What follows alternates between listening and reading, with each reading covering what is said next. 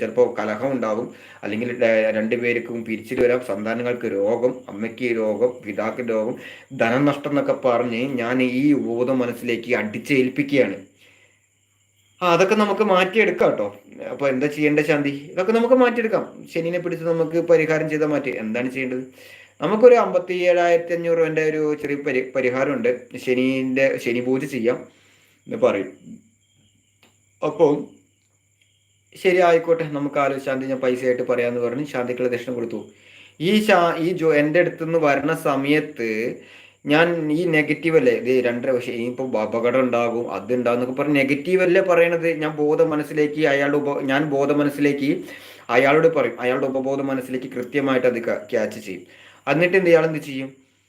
ഇവിടുന്ന് ഇറങ്ങണ സമയത്ത് ഞാൻ പറഞ്ഞതെല്ലാം മൈൻഡിൽ വെച്ച് ഉപബോധ മനസ്സിലേക്ക് ഇങ്ങനെ അയവിറക്കിക്കൊണ്ടേയിരിക്കും. ഇയാൾ ഓർക്കാപ്പുറത്ത് അവിടെ വന്നിട്ട് ചിലപ്പോൾ ഒരു മരം ഉണ്ടാകും, ചിലപ്പോൾ ഈ ചിന്തകൾ നമ്മൾ പറയില്ല, ചില കാര്യങ്ങൾക്ക് ഞാൻ തന്നെ വിട്ടുപോകും, ചില കാര്യങ്ങൾക്ക് പോകുമ്പോൾ ചിലപ്പോൾ എവിടെയും മരത്തിടിക്കും. ചിന്തകൾ നമ്മുടെ മൈൻഡ് നമുക്ക് എത്ര നോർമലായി ചില കാര്യങ്ങൾ ചിന്ത വരുമ്പോൾ നമ്മൾ ഒന്നും ബ്ലാങ്ക് ആയി പോകും.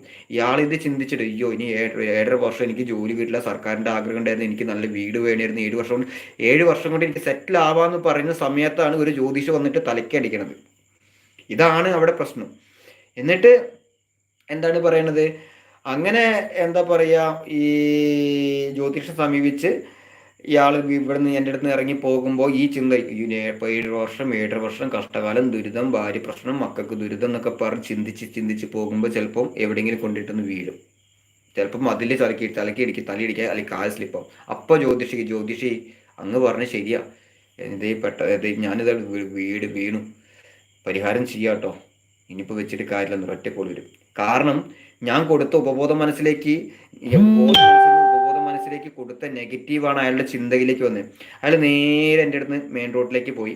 അവിടെ ഈ ചിന്തകളാണ് ചിന്തിക്കുന്നത്. ചിന്തിച്ചു കഴിഞ്ഞപ്പോൾ ഒരു വാഹനം വന്നു, അത് ശ്രദ്ധിച്ചില്ല. കാരണം ഉപബോധ മനസ്സിലേക്ക് ഇത് നെഗറ്റീവാണ് ഈ പറഞ്ഞത് ഇങ്ങനെ ചിന്തിച്ചുകൊണ്ടിരിക്കുക.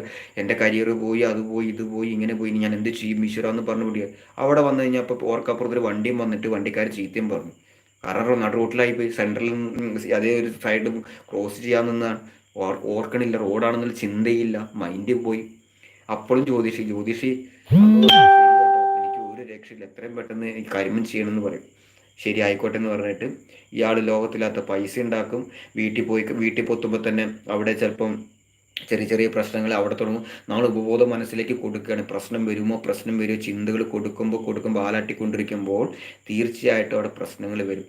അതുകൊണ്ട് ഒരു കാരണം വെച്ച് കഴിഞ്ഞാലും നിങ്ങൾ ജ്യോതിഷം സത്യത്തിൽ നിങ്ങളൊരു ഗ്രഹനില സ്കാൻ ചെയ്തിട്ടില്ലെങ്കിലും നിങ്ങളുടെ ഗ്രഹനില പ്രകാരം നിങ്ങൾ നെഗറ്റീവായിട്ട് നിങ്ങളുടെ മനോവിഷമത്തിലേക്ക് തള്ളിവിടുന്ന ജ്യോതിഷികൾ ഒരു കാരണവശാലും നിങ്ങൾ സമീപിക്കരുത്. കാരണം ഞാനും പരിഹാരം, ഹോമങ്ങളും, മന്ത്രങ്ങൾ, ഏലസ്, കൈവശം മരുന്ന് എല്ലാം ചെയ്യുന്നൊരു വ്യക്തിയാണ്. പക്ഷേ അത് പ്രശ്നത്തിൽ എന്തെങ്കിലും ദോഷങ്ങൾ ഉണ്ടെങ്കിൽ മാത്രമേ ചെയ്യുള്ളൂ. ജാതക ദോഷത്തിന് നിങ്ങൾ ഒരു ജ്യോതിഷനെ അടുത്ത് പോയിട്ട് ഒരു കുഞ്ഞു പോലും പോയിട്ട് നിങ്ങൾ ബലികേടാകരുതാണ് എനിക്ക് പറയാനുള്ളത്. അപ്പോൾ ഇത്രയും കാര്യങ്ങളാണ് പറയുന്നത്. അതിൻ്റെ ഇടയ്ക്ക് ഒരു ബുക്ക് ഞാൻ പരിചയപ്പെടുത്തരാം, നിങ്ങളുടെ ഉപബോധ മനസ്സ് എന്ന് പറയും.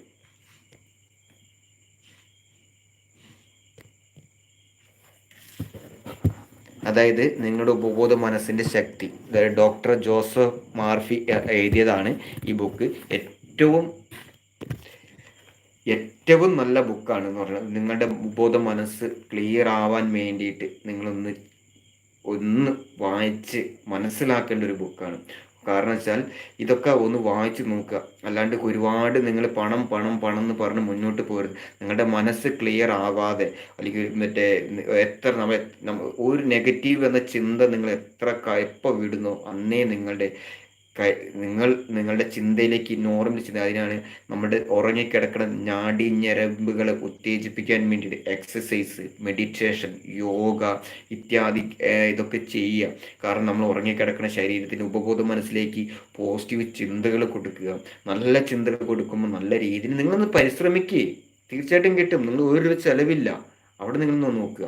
ഇത്രയും കാര്യങ്ങൾ പറയാൻ വേണ്ടിയിട്ടാണ് ഞാൻ ഈ വീഡിയോസും ചെയ്തത്. അപ്പോൾ അടുത്ത വീഡിയോസുമായിട്ട് വീണ്ടും വരാം.